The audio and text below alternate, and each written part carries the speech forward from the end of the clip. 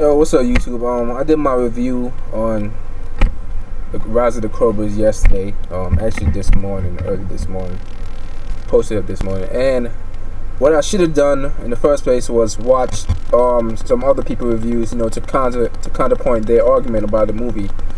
Personally, I felt the movie was good. It wasn't great, but it was good. I was just watching Stormsink or Stormshit, because this is the only review for his that I actually disagree on with him. Basically, what he said was, the movie's called Rise of the Cobra, and the Cobras only rose for about 2 seconds, and that was it.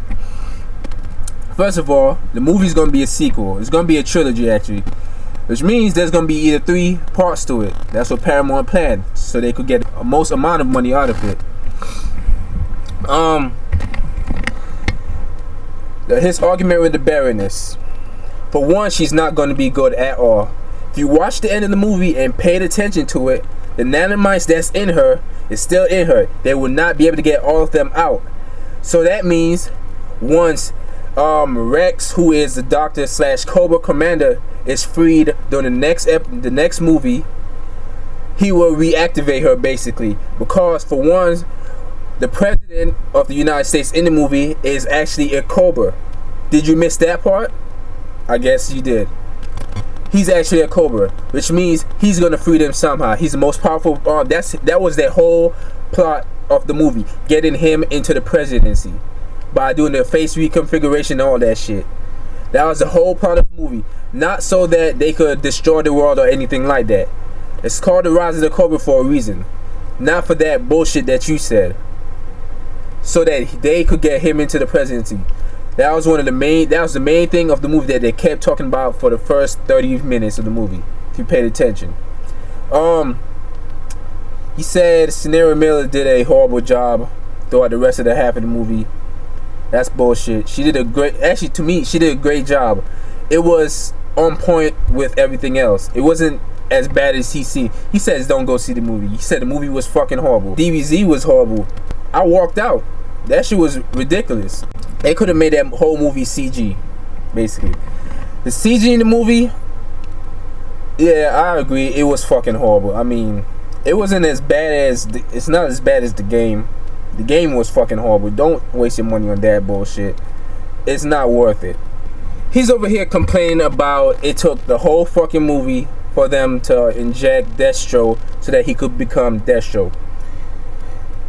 What the fuck do you want? It's a fucking movie. Of course they're not gonna give you everything you want until the very end, so that you could come back and watch the movie again next year, so they could make more money off you. You can't expect them to give you everything in one take. I mean, it's like a fucking roller coaster. That's the best way I could put it. Like a roller coaster. Let's say you started at the top of the roller coaster, one big ass drop, then the rest of it is smooth sailing from then. It's not exciting. You're gonna want your money back. The same thing with this movie. They gave you the subplots and everything for the characters first in the first movie. That's how, to me, that's how a movie should build up. Give you some action, give you the subplots, let you get in touch with the characters, know where they're coming from. Not, just putting them out there and say, here, go fight this person, go fight that person. Stop calling. And that type of shit. That's not enjoyable. Hold on a second.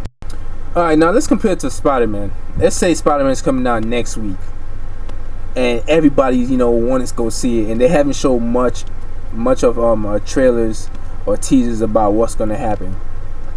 And when you go to see, they gave you Venom and Carnage in it, along with, let's say, the Hobgoblin. You're gonna be like, hold up, where's the rest of the story? I mean, this is just too much right now. This is too much to process, basically. We didn't get no story about any of the characters or anything like that. And that ain't good. Really, I mean, that makes a horrible movie. Your point about this not being the Rise of the Cobra until the last 30 seconds is bullshit. They actually did what the movie said. They show you how they became the Cobra until the end. And they're going in the next movie. They're going to show you how the Cobra is going to take over, or put their plan into effect. The thing with the mask, Destro mask was perfect. His character No, everything they did was perfect with him. I could agree with you that. With Cobra Commander, it looks just like the rest of the Vipers, except for theirs are made out of glass. His is made out of glass. Cobra Commander is made out of glass. The action figure, you know, is the little drape thing, like you said, or the mask. That's fine. They could have did it that way, but they didn't. I'm not sure why they didn't. It was kind of stupid to me also, but it's fine the way it is. With the mask being glass, it kind of shows the different in ranks. Let me just tell you what I mean. Like Cobra Commander, Destro, Storm Shadow, which he's not there. He will be in part 2. I guarantee that. And the Baroness, she doesn't wear a mask. But let's take those three: Storm Shadow, Destro, and Cobra Commander. Starting with Cobra Commander, top head honcho. Destro, second in command. Storm Shadow, third. I mean, what more do you want? It's showing the different ranks basically, and the rest of everybody else, all the other Vipers, all had the same mask on. It shows that they're all equal and they're all below everybody else. The top 3, apart from the top 4, basically, apart from the Baroness. That's what the mask basically means to me.